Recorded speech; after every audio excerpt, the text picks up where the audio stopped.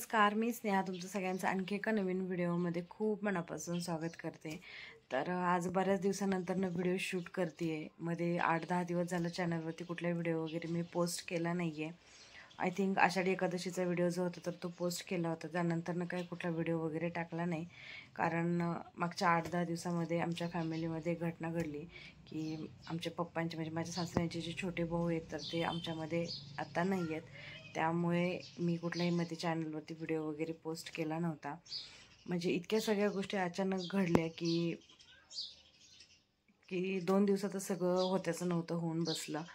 त्यामुळे मी काय कुठला व्हिडिओ वगैरे चॅनलवरती नाही टाकला आणि बरोबर पण नाही वाटत, थोडंसं बाहेरचं लांबचं असलं भावकीतून वगैरे तर मग या गोष्टी काय नाही वाटत, पण एकदम घरातलंच हे अशा गोष्टी झाल्या। त्यामुळं आता जवळपास 8 दिवस झाले, म्हणजे आत्ता मी हा व्हिडिओ शूट करते आज 20 जुलै आणि 13 जुलैला ही घटना घडली, म्हणजे आता 7-8 दिवस झाले। आणि आत्ता इथून पुढे पण ह्या व्हिडिओला ज्या क्लिप तुम्ही पुढे बघणार आहे तर त्या पण मी आधीच्याच शूट करून ठेवलेल्या आहेत। जे आपले रेग्युलरचे व्हिडिओ आधी चॅनलवरती येत होते तर त्याच्याच त्या व्हिडिओ होते, जे आषाढी एकादशीच्या नंतरनं मी पोस्ट करणार होते। पण 2च दिवसामध्ये या सगळ्या गोष्टी झाल्या, त्यामुळं मला काय ते व्हिडिओ पोस्ट करायला नाही जमले। तर आता 7-8 दिवस झाले, तर म्हटलं ज्या आधीच्या क्लिप होत्या तर त्या ॲड करते आणि हा एक व्हिडिओ फक्त मी आता स्टार्टिंगला इंट्रोला शूट केला आहे। कारण जे रेग्युलर व्हिडिओ बघतात जर कधीतरी व्हिडिओ टाकला तर मग त्यांना लिंक लागत नाही, जे रेग्युलर व्हिडिओ बघण्याची सवय लागलेली असते, म्हणून मी हा व्हिडिओ शूट केला आहे।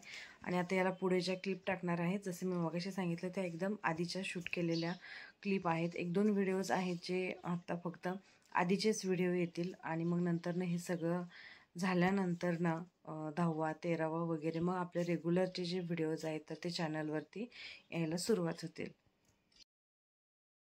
ही जी व्हिडिओ तुम्ही बघताय तर हा सुट्टीच्या दिवशीचा होता आणि मी रूम आवरायला काढली होती।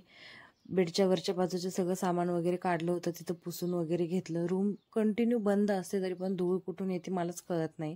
मग बेडशीट वगैरे सगळं बदलून घेतलं, टिपॉयवरचा सगळा पसारा आवरला, कारण आठवडाभर मला या गोष्टींना वेळ मिळत नाही। सुट्टीच्या दिवशीचा सगळा आवरावर करायला मला वेळ मिळतो। आठवडाभर धुतलेल्या कपड्यांच्या घड्या घालायच्या, सगळे नीट व्यवस्थित ठेवायचे, धुवायचे कपडे बाजूला काढायला, ड्रायक्लिंगचे वगैरे हे सगळं रविवारी सुट्टीच्या दिवशीच करायला मला वेळ मिळतो। आणि आता तुम्ही जी व्हिडिओ क्लिप बघणार आहे तर त्या दिवशी आम्ही केले होते गव्हाचे मुटके, तर त्याची इन डिटेल रेसिपी मी इथं तुमच्यासोबत शेअर करणार आहे। ही एकदम जुनी आणि गावरान पद्धतीची रेसिपी आहे, तर ती आता आत्या तुमच्यासोबत शेअर करणार आहेत।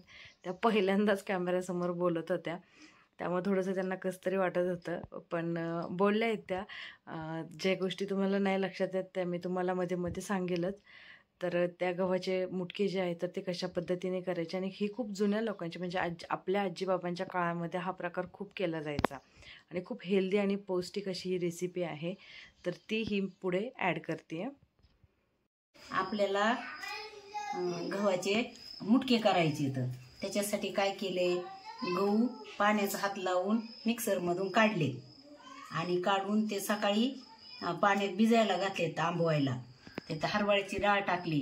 आता आपल्याला याच्यात काय टाकायचंय, जिरे कुटून टाकायचे, लसूण कुटून टाकायचं आहे आणि कांदा चिरून टाकायचा आहे, तिखट मीठ टाकायचंय आणि त्याचे आपल्याला मुटके बनवायचे। तर ह्याच्यामध्ये गहू जे आहेत तर ते थोडेसे ओलसर करायचे, त्याच्यावरती थोडंसं पाणी शिंपडायचं आहे आणि ते ओले झाले की त्याला मिक्सरमधून फिरवून घ्यायचं आहे आणि फिरवल्यानंतर ना त्यामध्ये पाणी शिंपडून ठेवायचं आहे। कमीत कमी 4-5 तास तरी त्याला भिजवायचं आहे त्या मिक्सरमध्ये केलेल्या गव्हाला, आणि त्यामध्ये थोडीशी हरभऱ्याची डाळ टाकून ठेवायची, मग ती पाण्याने हरभऱ्याची डाळ फुगते आणि गहू जे आहेत तर ते ओलसर होतात आणि आंबतात।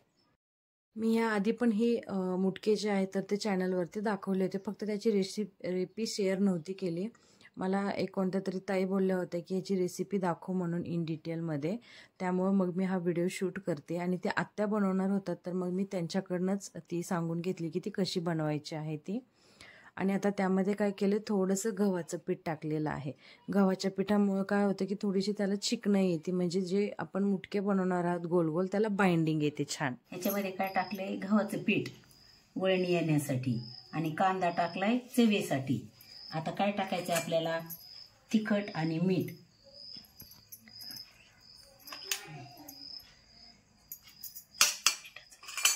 आणि चवीपुरतं मीठ टाकायचं आपल्याला जेवढं पाहिजे तेवढं.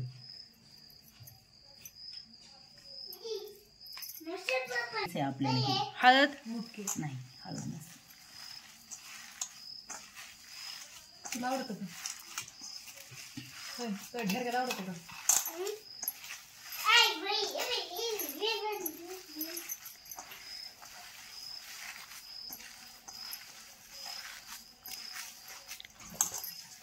स्टार्ट. आपल्याला चाळणीमध्ये लावायचे. तर मग काय करायचं, चिकटू नाही म्हणून अगोदर तेल लावायचं आणि नंतर मुटके करून याच्यात ठेवायचे. आता हे जे मुटके आपण बनवणार आहे तर याच्यासाठी काय करायचं, असे गोल गोल करून थोडेसे त्याला चपटे करून घ्यायचेत आणि चाळणीमध्ये ठेवून द्यायचेत आणि त्याला उकडून घ्यायचे फक्त वाफेवरती. कढईमध्ये पाणी ठेवायचं आणि त्याच्यावरती ही चाळणी ठेवायची आणि एक 10 ते 15 मिनटं झाकून ठेवायचं. मग छान ते उकडतात. आता ह्याच्यामध्ये जसं आपण त्याला चिकटपणा येण्यासाठी गव्हाचं पीठ टाकलं तर त्याच्याऐवजी आपण डाळीचे पीठ पण वापरू शकतो. तर आता हा जे गव्हाचे मुटके आहेत हा एक खूप पारंपरिक पदार्थ आहे आणि हा शरीरासाठी खूप फायदेशीर पण आहे. कारण ह्याच्यामध्ये आपण जे गहू वापरतो तर ते गव्हाची साल पण वापरतो ते मिक्सरमध्ये बारीक केल्यामुळं. तर ह्या सालीमध्ये खूप भरपूर प्रमाणामध्ये प्रोटीन आणि फायबरचं प्रमाण असतं. त्यामुळे हे खूप वेळ फिलिंग देण्याचं पण काम करतं. लवकर भूक लागत नाही याने आणि वेट लॉससाठी पण हे खूप फायद्याचं आहे. त्याचबरोबर दुसरी गोष्ट म्हणजे हे जे डायबिटीजचे पेशंट आहेत तर त्यांच्यासाठी खूप चांगला आहार आहे की त्याचे हे खाल्ल्यानंतर कुठलीही शरीरात साखर वगैरे वाढत नाही आणि त्याला आपण थोडंसं आणखी चविष्ट बनवू शकतो. कांदा, आपल्या घरामध्ये जे मसाले वगैरे आहेत तर ते टाकून. त्याचबरोबर लहान मुलांसाठी पण हे खूप पौष्टिक असा आहार आहे. ह्याच्यामध्ये फायबर आणि प्रोटीन असल्यामुळे शरीराला सगळे न्यूट्रिशन्स जे आहेत तर ते पण मिळतात. खाल्ल्यानंतर खूप असं जड होत नाही, पचायला एकदम हलके आहेत. 4 ते 5 मुटके जरी खाल्ले तरी भरपूर फिलिंग जे आहे तर ती पोटाला मिळते. आणि राणी पण आलेली होती घरी आदिराजला घेऊन, तर मग तिला बोललं थांब आता खाऊनच जा, कारण ती पण हा पदार्थ पहिल्यांदाच खाणार होती. त्यामुळं आणि आता हे जवळपास सगळे करून झालेले आहे. तर आता काय करायचं, ह्याला बनवल्यानंतर पाणी मी कढईमध्ये वरती गॅसवरती गरम करायला ठेवलं आहे. फक्त आता ते झाले की मग त्याच्यावरती वाफवायला ठेवायचे आणि अगदी 10 ते 15 मिनटं वाफ बसली की ते होऊन जातात. आणि आपण जे घरी गव्हाचं पीठ जे पोळ्या वगैरे खातो तर त्याच्यामध्ये आपण काय करतो, त्या गव्हाचं पीठ तयार करतो आणि त्याला चाळणीने चाळतो आणि जी गव्हाची साल असते तर ती आपण बाजूला काढून टाकतो.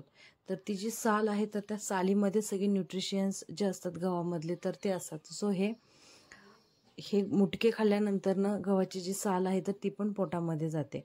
आणि बऱ्याच जणांच्या घरी आजी आजोबा असतील तर तुम्ही त्यांना विचारा की पूर्वीच्या काळामध्ये हा पदार्थ खूप आवडीने केला जायचा. गव्हाच्या कोंड्यापासून पण हा मुटक्यांचा पदार्थ जो आहे तर तो करतात आणि गहू भिजवून पण हा पदार्थ जो आहे तर तो केला जातो. तर ही जी रेसिपी आहे तर ही तुम्ही पण नक्की ट्राय करा आणि मुलांना टिफिनसाठी काही चेंज म्हणून किंवा घरामध्ये सकाळी ब्रेकफास्टला किंवा संध्याकाळी नाश्त्यासाठी एक लाईटवेट आणि हेल्दी रेसिपी जी आहे तर ही मुटक्यांची आहे. ही तुम्ही पण नक्की ट्राय करा आणि कशी झाली ती मला कमेंटमध्ये नक्की सांगा. आणि जे अजून चॅनलवरती नवीन आहे, जे पहिल्यांदाच माझे व्हिडिओज बघताय तर चॅनलला नक्की सबस्क्राईब करा, म्हणजे येणाऱ्या अशा छान नवीन व्हिडिओचे नोटिफिकेशन तुम्हाला मिळत राहतील.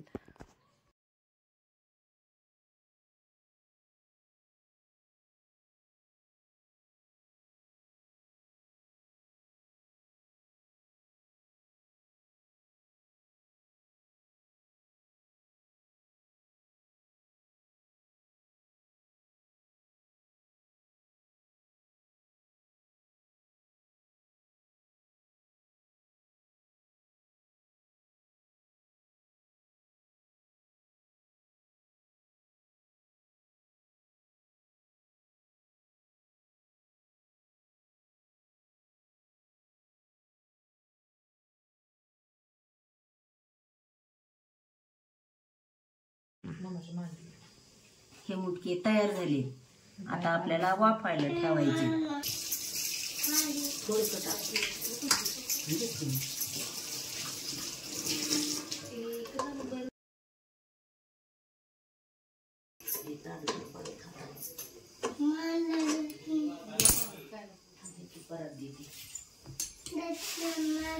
पालतं का लोक नाही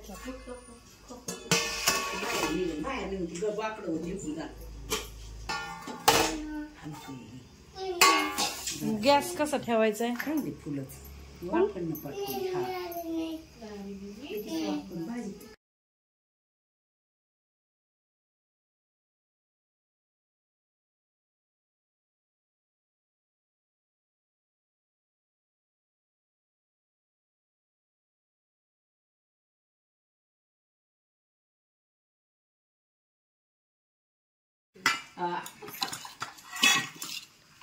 आवडत नाही मला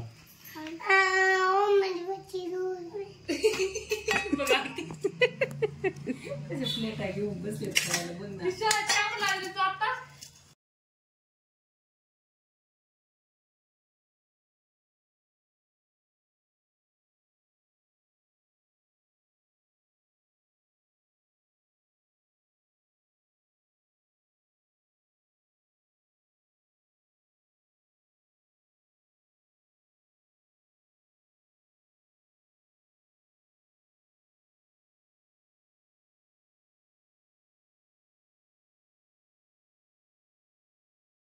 तर आता ह्याला चांगली वाफ बसलेली आहे 10 ते 15 मिनटं आणि याचा कलर जो आहे तर तो चेंज होतो लगेच वाफवलेल्या पदार्थाचा जसा होतो तसा किंवा मग आपण एखाद्या स्टिकनी पण चेक करू शकतो जसं आपण ढोकळा वगैरे चेक करतो केक वगैरे ते चिकट आहे की नाही ते तर नसल वगैरे चिकटत तर आपण समजायचं की ते वाफलेलं आहे.